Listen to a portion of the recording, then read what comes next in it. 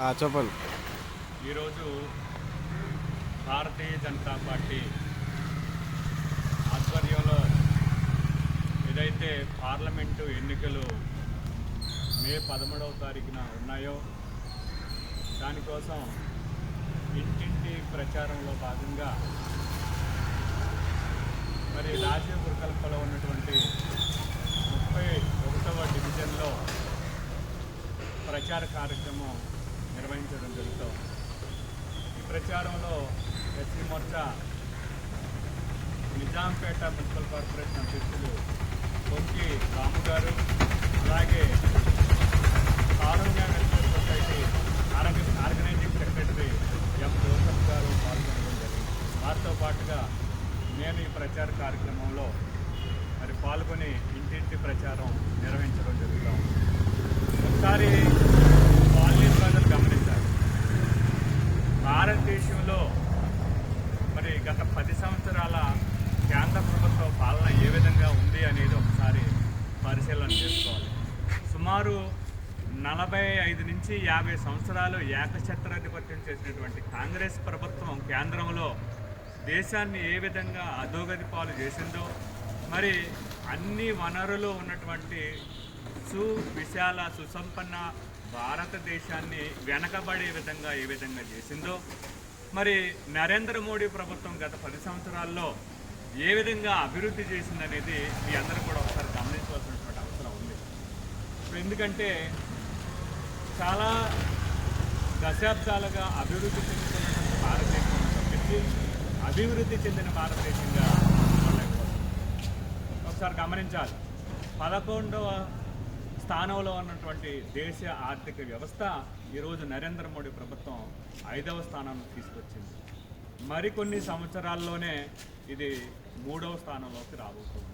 Claps.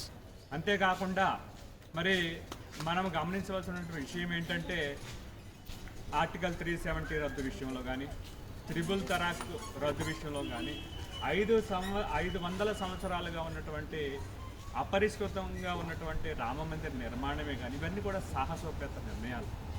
మరి పాకిస్తాన్ భూభాగంలోనికి మన సైనికులను పంపించి సర్జికల్ స్ట్రైక్ చేసి చుట్టుపక్కల ఉన్నటువంటి దేశాలకు వణుకు పుట్టించిన ప్రభుత్వం భారతీయ జనతా పార్టీ కేంద్రంలో ఉన్న నరేంద్ర మోడీ ప్రభుత్వం అని ఒకసారి మనం గుర్తు తెచ్చుకోవాల్సిన అవసరం ఉంది.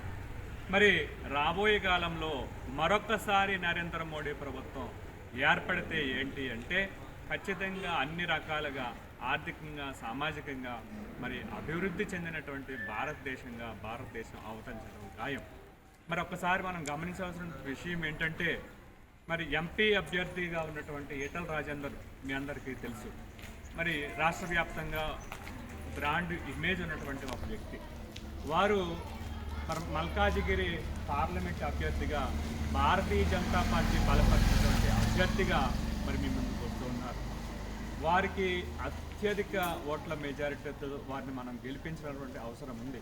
ఈటల రాజేందర్ గారు వ్యక్తిగతంగా కూడా ఎంతో మరి మంచి వ్యక్తి, అది అజాత శత్రువుగా పేరున్నటువంటి వ్యక్తి. వారు ఎన్నోసార్లు ఎమ్మెల్యేగా, అలాగే రాష్ట్ర ప్రభుత్వంలో కీలకమైనటువంటి శాఖల్లో మంత్రిగా పనిచేసినటువంటి అనుభవం ఉంది. ఇవన్నీ కూడా ఒకసారి మనం గమనించాలి. అటు బీఆర్ఎస్ అభ్యర్థి కానీ, ఇటు కాంగ్రెస్ అభ్యర్థి కానీ, వాళ్ళు కనీసం కొంతమందికి తెలిసినటువంటి వ్యక్తులు కూడా కాదు. ఇది కూడా మరి గమనించాలి.